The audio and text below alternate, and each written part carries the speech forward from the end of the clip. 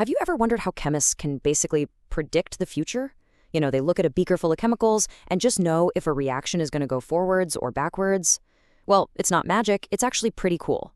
It all comes down to comparing where the reaction is right now to where it wants to be. So today, we're going to pull back the curtain and look at the exact tools they use to make that call. All right, so let's get right into it. Picture this. You mix some stuff together in a lab. A reaction kicks off.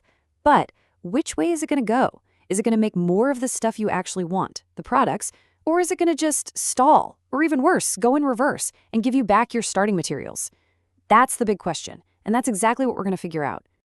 Okay, so before we can predict anything, we have to talk about the destination, and that destination is called equilibrium. Now, don't think of it as everything just stopping. It's more like a perfectly balanced tug of war.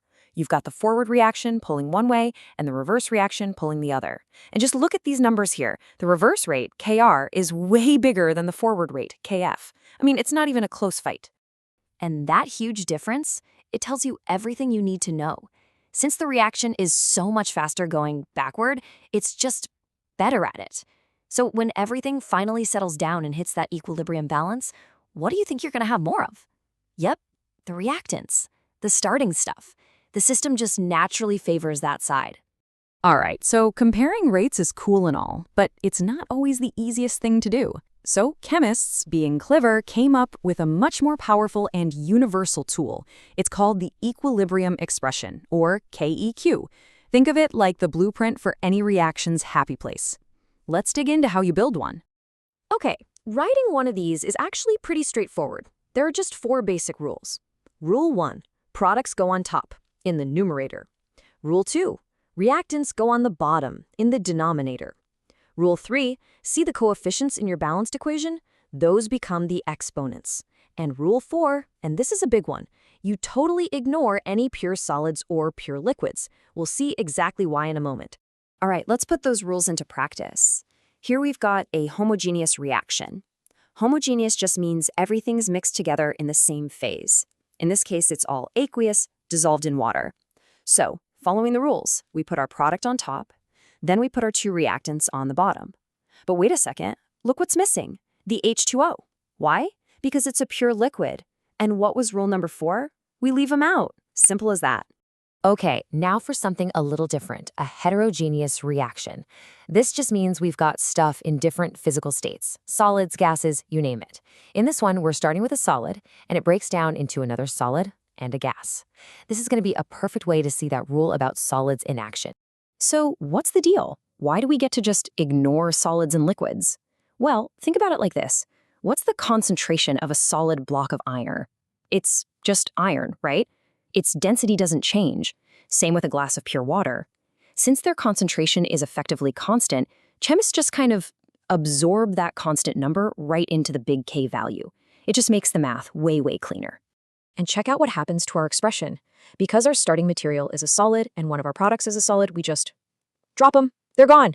So it looks like a kind of complicated reaction boils down to the super simple expression. The equilibrium constant, KEQ, is literally just the concentration of the oxygen gas raised to the power of 3. How cool is that? Okay, so K is awesome. It tells us the destination, right? The point of perfect balance.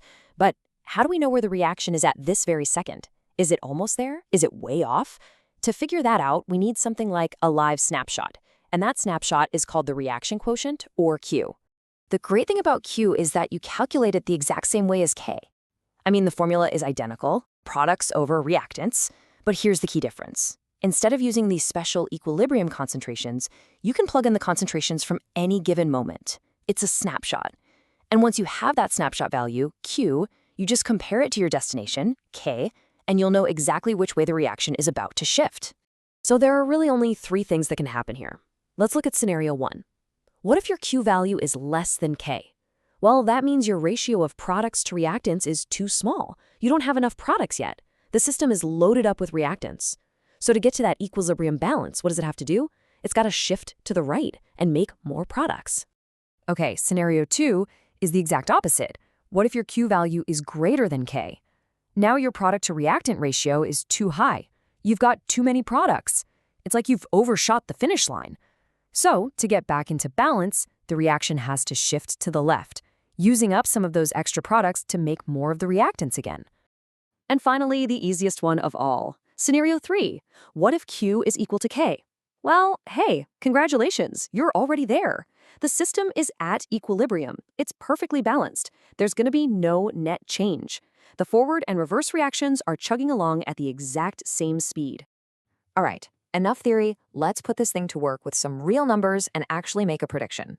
First off, a quick heads up. You're going to see a couple of different flavors of K. The one we've been using, KEK, is all about molar concentrations, how much stuff is dissolved in a solution. But when you're dealing with gases, it's a lot easier to work with pressure. So for that, we use Kp.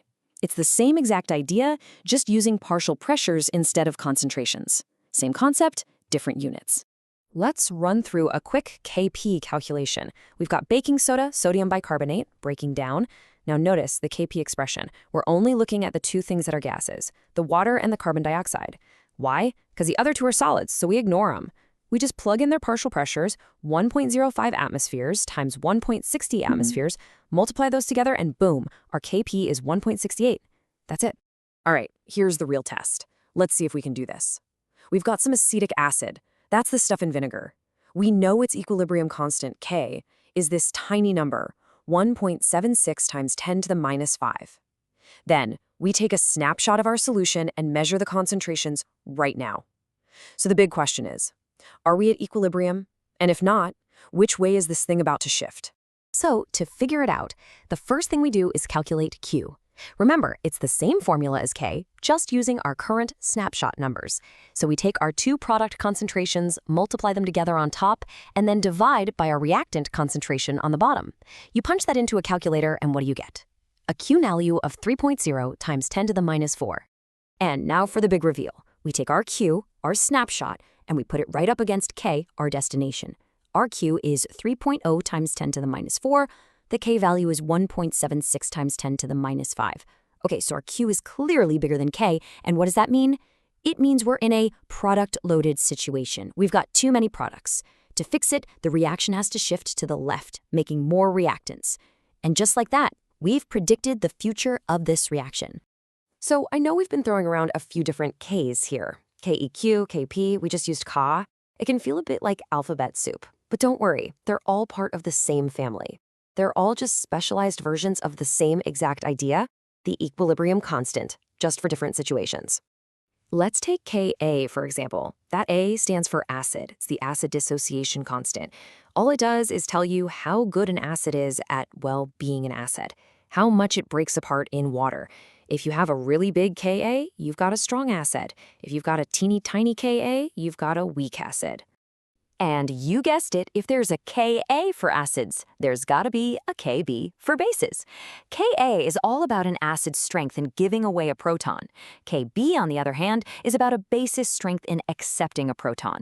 They're really just two sides of the very same coin when it comes to acid-base chemistry. So there you have it. We now have the power to predict which way any chemical reaction is going to go just by comparing Q and K. It's an absolutely essential tool. But it brings up an even bigger question, doesn't it? If you can predict the direction, can you control it? Can you actually force a reaction to go the way you want it to make more of the stuff you need? Well, the answer is a big yes. But how we do that, that's a topic for another day.